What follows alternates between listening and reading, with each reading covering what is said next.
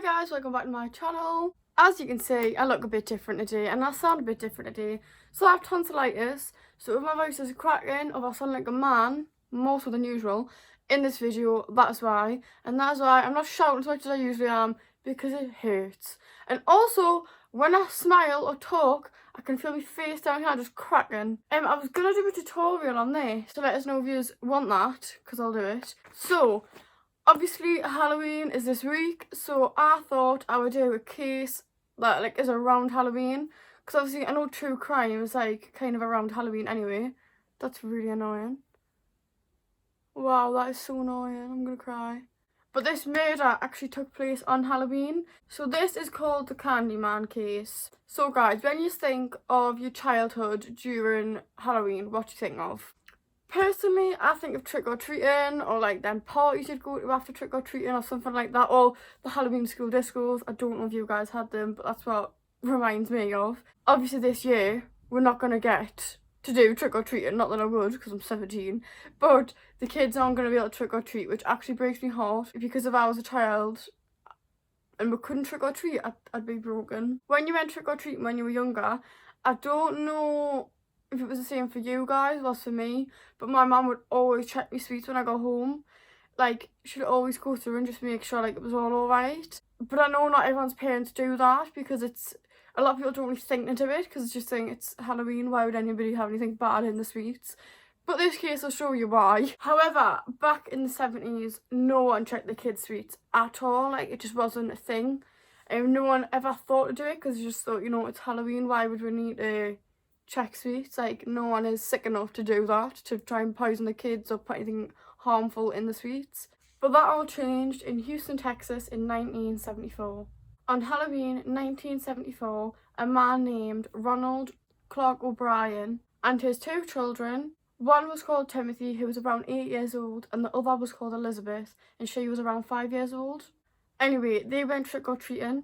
They went with a few neighbours and then the neighbours' kids, and they kind of went in like a group together.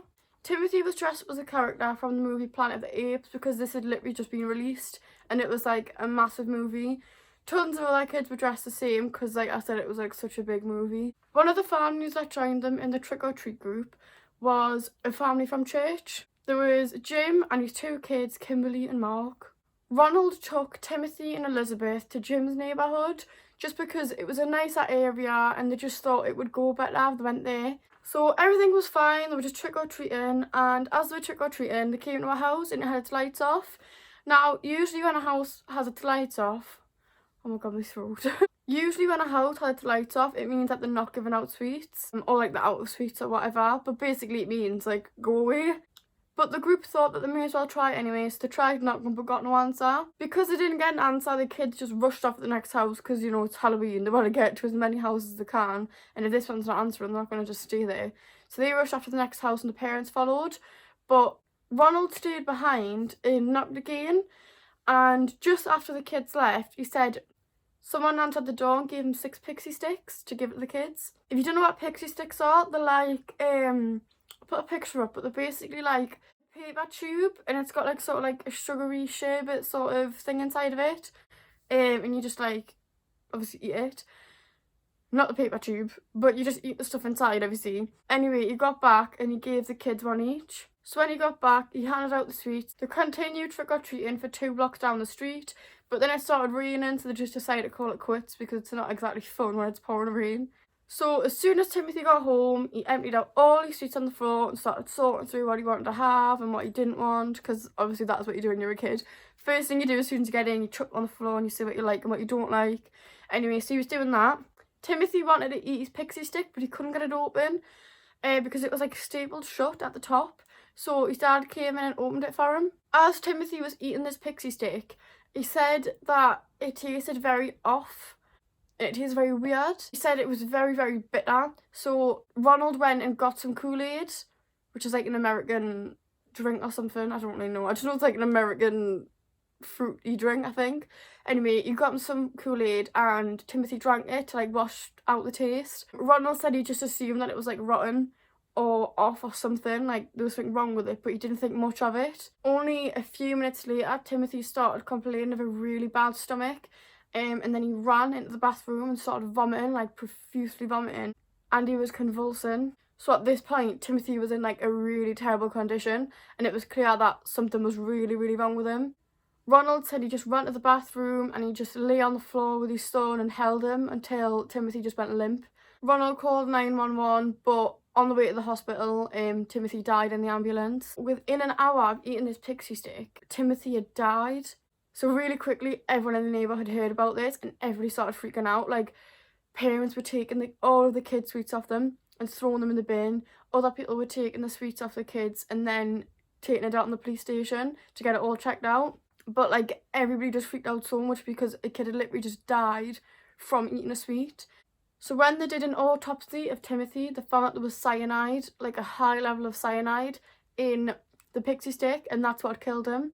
You all probably do, but if you don't know what cyanide is, it's like a really bad poison, which obviously it kills you. There's an alert sent out by the police saying if anybody had any pixie sticks or anybody's kids had any, throw them out straight away. So there was 6 pixie sticks and Ronald had given 1 to Timothy, so there was 5 more given to other people. Luckily, none of the other kids had had theirs.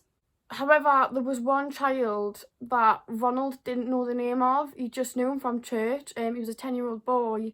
Luckily, the police managed to track him down like quite quickly. The police turned up and started searching through all of his sweets, trying to find this pixie stick, but they couldn't find it. So his parents ran up to his room to see if he was okay, and they found him lying in bed with the pixie stick in his hand, and he'd fallen asleep because he kept trying to open it, but he couldn't get the staple off because it was too hard to open, so he fell asleep with it in his hand, which, oh my god, how lucky is that? Like, imagine if you had actually had that. That was just so scary. So the police collected the remaining 5 pixie sticks, and when they tested them, the pixie stick powder, like I'll just call it sherbet, the sherbet had been replaced with pure cyanide, and there was enough cyanide in 1 pixie stick to kill 2 to 4 adults. So you could imagine what it did to poor little Timothy. Timothy was buried on November the 2nd at Forest Park, Lawndale in Houston, Texas. At Timothy's funeral, Ronald talked about how his son was now in a better place. Police were now urgently trying to find out who had given out these pixie sticks. When they asked Ronald where he'd got the pixie sticks from, like which house it was from, he said he couldn't really remember. Like I said before, the trick-or-treating group that they were in, they only carried on for an extra 2 blocks after this house because it started raining. So they didn't go to like tons of houses. So they kind of knew the general area that it was going to be in, this house that he got the pixie sticks from. The police did find this kind of strange, however, because they didn't go to many houses, like I said. So it was quite strange that Ronald couldn't remember which one it was because they hadn't gone to tons. So police started going to loads of houses in that neighbourhood and just questioning everybody, going door to door, and nobody had these pixie sticks. Well, they claimed they hadn't had them, and there was no sign of pixie sticks in the house. Police ended up walking around the neighbourhood with Ronald to see, you know, if anything would jog his memory of where he got the pixie sticks from. And finally, Ronald did actually remember where it was. Ronald said the house was dark and he was continuously knocking because they weren't answering the door. And again, police kind of thought this was a bit strange because if someone doesn't answer the door, wouldn't you just move on? Like, you'd expect like from a kid to keep knocking, but why would an adult stay behind while the kids went off and continuously knock at the door when no one's answering? Ronald said there was no lights on in the house, and when they answered the door, the lights were still off. Ronald actually said the man inside had only opened the door a crack, just enough to get his hand out to pass the pixie sticks, but like you couldn't see a face or anything.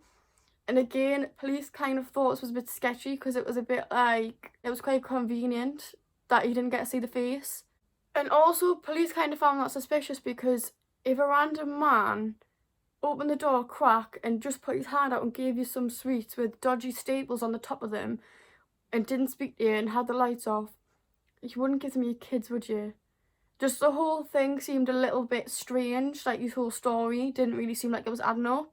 So the house that Ronald claimed gave him the pixie sticks was actually owned by someone called Courtney Melbourne. Courtney had like a strict alibi, and he was actually at work until 11 p.m, so there was no way that he could have been in the house. That's why the lights and everything were off, because he was at work, so obviously he wasn't going to be able to answer the door to trick-or-treaters. By Courtney's strict alibi, this just really proved that Ronald couldn't have got the pixie sticks from his house. The police started to shift their attention towards Ronald. So here's just a bit of information about Ronald and stuff that the police kind of found out about him. So his full name was Ronald Clark O'Brien. He lived with his wife Danae and had 2 children together.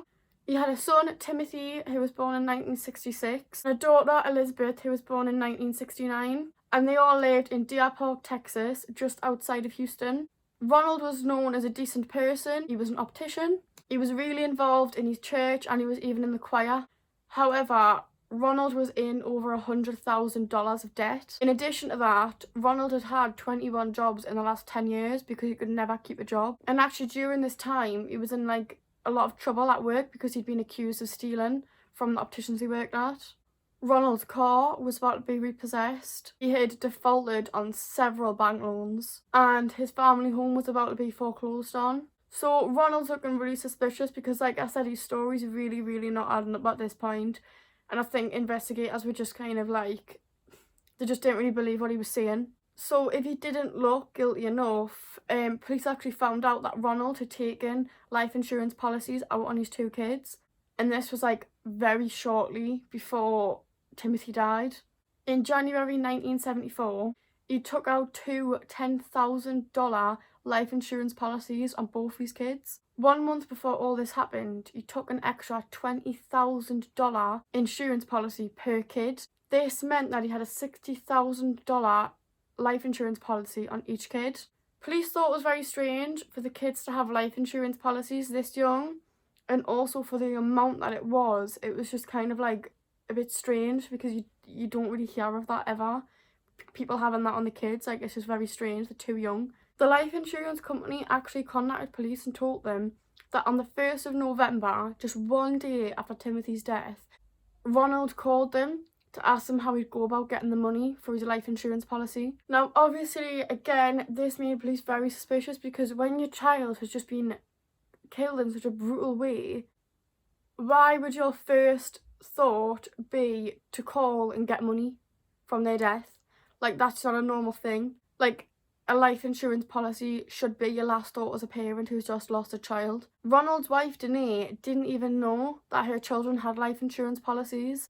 Then, to make Ronald look even more suspicious, a local chemical supply store actually contacted police. And they claimed that Ronald had came into their store just a few days before Halloween looking to buy cyanide. However, shops have like restrictions on how much cyanide they're allowed to give you. Like, unless you've got a license to have a lot of cyanide, they can only give you a really small amount. Now, according to this shop, Ronald came in looking for way more cyanide than he put in their pixie sticks. Like, way more. And obviously they couldn't serve him that because he didn't have a license or anything. So when he was denied the cyanide, he just left. And this shows us that there was more than 6 pixie sticks that he was wanting to make. You know, he was wanting to make a lot more than 6 pixie sticks with the amount of cyanide he wanted.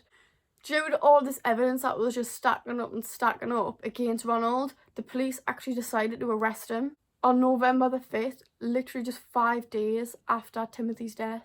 He was indicted on 4 counts of attempted murder and 1 count of capital murder. Now, Ronald pled not guilty. This case went national so quick, like, it was in the papers, it was on the news, it was everywhere. It just had so much media coverage, and the media actually started calling him the Candyman. The trial began May 5th, 1975.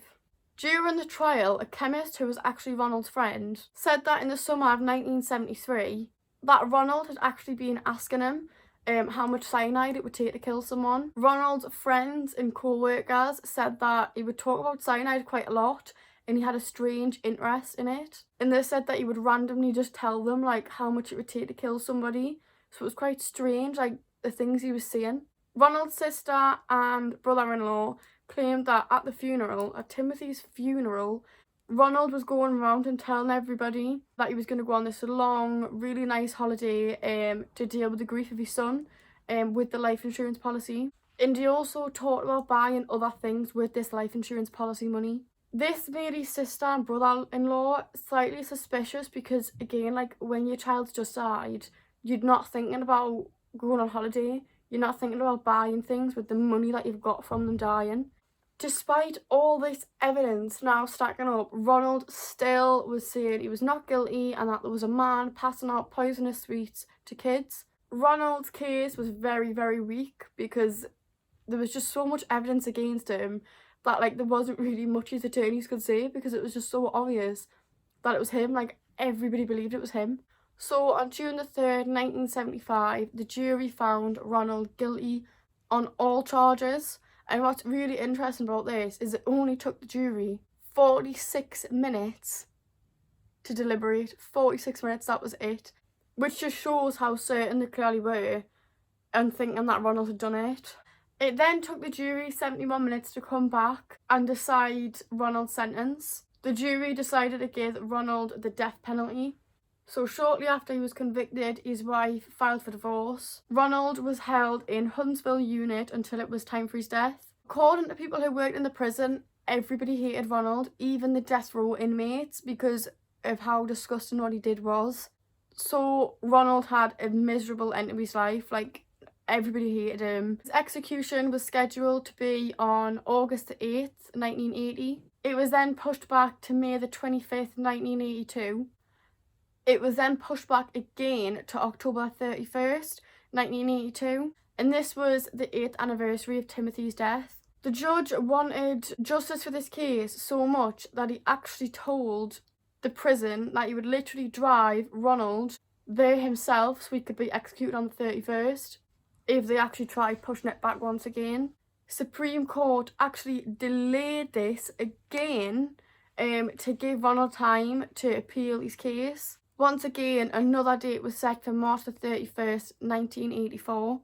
Ronald's attorneys actually tried to get this cancelled because, as they said, it was cruel to be killed by lethal injection. Which I just find quite funny because do you not think it's cruel to kill your own child with cyanide? To poison them with cyanide? I think that's a lot more cruel. However, on March the 31st, 1984, Ronald was executed at the age of 39. Even in his final moments, he maintained that he was innocent and he said that the death penalty was wrong, which again annoys me because he literally killed his child for money and then he's trying to make people feel bad for him. No, like, that's ridiculous. In his final words, I'm not going to read them out because I don't respect him and I don't want to put his last words out because he doesn't deserve that. He was basically saying for God to forgive everybody who was put to death, and you know, just like a whole thing to try, and I think again it was just for the media attention, or maybe it was just because he wanted everyone to believe that he was innocent and he was this poor man that had been put to death when he was innocent, when we all know different. For Ronald's execution, a crowd of 300 people turned up. And when he was getting given the lethal injection, somebody actually shouted, "Trick or treat." This was actually the first time that Texas had ever used lethal injection. Ronald's ex-wife got remarried and the person she remarried legally adopted Elizabeth. So that is the end of this case. Now what I want to say is, obviously I know trick or treating isn't going ahead this year, but for years to come, just remember, like, your brothers, your sisters, your cousins or your kids, make sure you check the sweets, because if you see anything with like staples in or any sort of metal or anything that looks homemade, just don't give it your kids because it's not worth it. It's really not worth it. And people always think like, oh, it would never happen to me, but bad things do happen to good people, so just make sure you check in and that is all nice and safe. But anyway, that concludes this video. Thank you so much for watching. I don't know about you guys, but I'm really in the mood for Halloween now. Obviously with COVID and everything, it's not the best, but still, like, I've watched all the movies. Like, literally, you should see how many Halloween movies I've been watching. It's unbelievable. I just want to be better by Halloween, but there's only like a few days left, so I'm probably not gonna be because I'm so ill. Like, you don't even know the amount of times I've had to stop this video because I literally cannot breathe. It's the worst thing in the world. To be fair though, I am quite dramatic. Like, it probably actually isn't that bad, but it's just, for me, I'm quite dramatic. You can't really see, but me tongue, like, me glands are proper swollen here. They don't actually look that bad today. But yeah, they get swollen. I hope you all have a lovely Halloween. Stay safe, everyone. And you will see you again soon. Bye.